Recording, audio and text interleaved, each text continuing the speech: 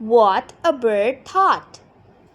I lived first in a little house, and lived there very well.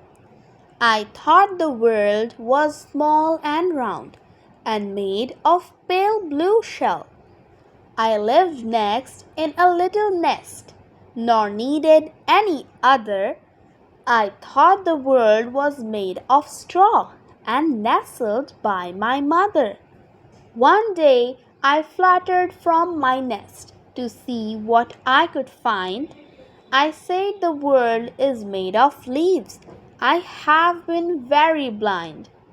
At length I flew beyond the tree, quite fit for grown-up labors. I don't know how the world is made, and neither do my neighbors.